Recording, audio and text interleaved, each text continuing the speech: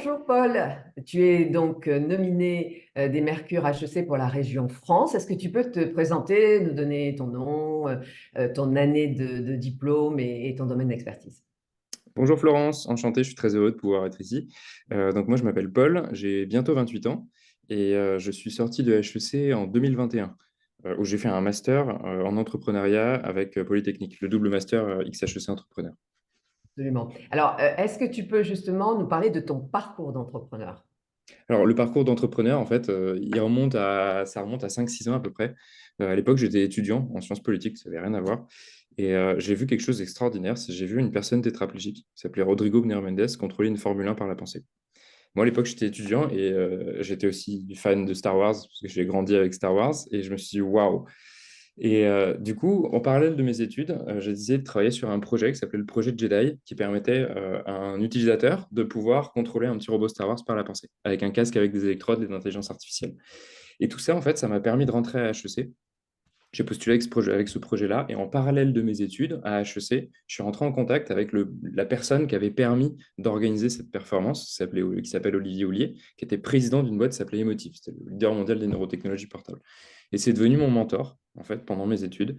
Et à la fin de mes études à HEC, on s'est posé et on s'est dit, bah, vas-y, tu rentres en France, parce qu'à l'époque, il vivait aux États-Unis, et on crée une entreprise ensemble. Et l'idée de l'entreprise, et l'histoire de la boîte, c'est de dire, voilà, il y a plein d'innovations, comme la télécommande, qui a été inventée notamment pour éviter aux personnes handicapées d'aller se déplacer jusqu'à la télévision pour appuyer sur des boutons. Il y a plein d'innovations, en fait, qui ont été inventées, qui sont passées par le monde du handicap et qui ensuite sont arrivées dans le grand public. Et ben, cet exemple de télécommande, nous, ce qu'on développe un petit peu avec Inclusive Brain, c'est on reprend l'exemple de la télécommande, mais pour le cerveau.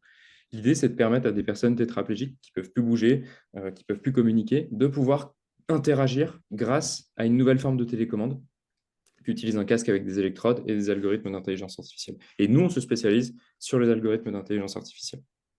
Waouh, c'est impressionnant. Ben, écoute, est-ce que tu peux nous dire la qualité principale pour être un entrepreneur pour toi? Qu'est-ce que c'est, en Alors, fait? je pense du haut de mes 28 ans, enfin bientôt 28, j'ai 27, mais pour moi, la capacité principale, je pense que c'est la résilience.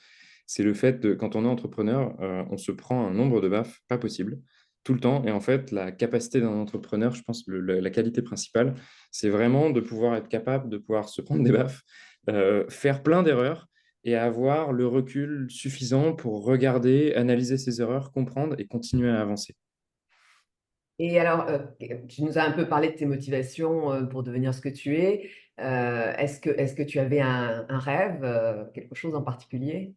Bah là, le rêve qu'on partage en fait avec mon associé Olivier, c'est on a terminé nos premiers prototypes qui permettent à une personne tétraplégique de pouvoir interagir avec un ordinateur avec des commandes mentales. Et en fait, notre rêve qui est en train de se réaliser, c'est de permettre à une personne tétraplégique de pouvoir faire le relais de la flamme olympique grâce à notre technologie. Et donc, Waouh! j'espère, normalement, je ne sais pas quand l'interview sortira, mais peut-être que ce rêve, ce sera les réaliser. Ben écoute, il faut que tu nous tiennes au courant absolument. On Ouais. espère, on croise les doigts pour toi, effectivement. Alors, bon, on a vu toutes tes qualités. Est-ce que par hasard, tu aurais un défaut quand même dans tout ça? Et oui, j'en ai plein, mais mon défaut principal, en fait, c'est moi, je suis tech. Et mon défaut principal, effectivement, ça peut être parfois d'aller analyser une solution à travers le spectre technique.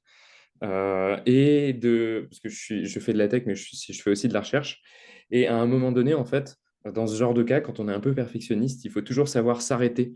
À un moment donné, choisir un moment, choisir un algorithme, se dire, OK, là, ça y est, maintenant c'est la V1, on s'arrête et on passe à autre chose et on l'implémente dans le produit. C'est normal de tech, c'est savoir quand s'arrêter, savoir quand arrêter de faire de la recherche et de bidouiller et implémenter directement dans le produit. Ben écoute, on te souhaite, c'est un beau défaut en tout cas. Merci Paul d'avoir participé à cette interview, puis Merci encore beaucoup, fait Florence. d'être nominé. Au Merci. revoir. Au revoir.